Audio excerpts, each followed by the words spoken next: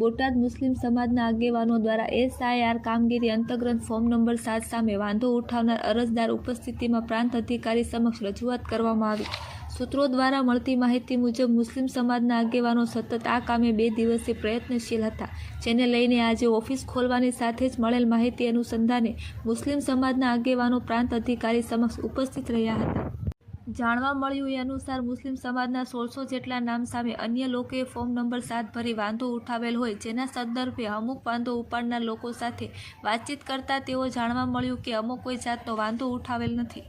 ત્યારે અમો ભાઈચારાની સાથે બોટાદની અંદર તમામ જ્ઞાતિના લોકો રહીએ છીએ, હંમેશા એકબીજાની સાથે સારા એવા સંબંધો વ્યવહારો પણ છે। ત્યારે અમુક ઇસમો દ્વારા અમોની જાણ બહાર અમારા નામે ફોર્મ ભરી આપેલ હોય તેવું જણાવ્યું હતું। ત્યારે વાંધો ઉઠાવનાર તેમજ સામે પાર્ટી બંને ઉપસ્થિત રહ્યા હતા। પ્રાંત સાહેબ દ્વારા મામલતદાર સાહેબને જણાવી નિવેદન નોંધાયું હતું, જેમાં વાંધો ઉઠાવનાર અરજદારે મામલતદારે સમક્ષ નિવેદન આપતા જણાવ્યું હતું કે અમો આ બાબતથી અજાણ છીએ, જેથી પહેલીવારમાં સાબિત થાય છે કે માત્ર એક કોમી લોકોને ટાર્ગેટ કરી આ પ્રોગ્રામ રચાયો હતો અને ચૂંટણી પંચ જેવી નિષ્પક્ષ અને સ્વતંત્ર કામગીરીમાં મોટા પાયે નામ કમી કરવાનું આવું કાવતરું કરવામાં આવ્યું હતું।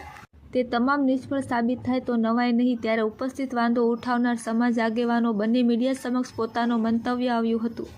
આવનારા સમયની અંદર બોટાદ જિલ્લાની અંદર તમામ લોકો શાંતિ સલામતીથી રહે છે અને રહેવાના છે તેવી મીડિયા સમક્ષ ખાતરીપૂર્વક જણાવ્યું હતું, જેથી અધિકારીઓ ખોટા નામે ફોર્મ રજૂ કરનાર લોકો સામે પગલાભરે કાયદેસર કાર્યવાહી કરે તેવી માંગ કરાઈ હતી।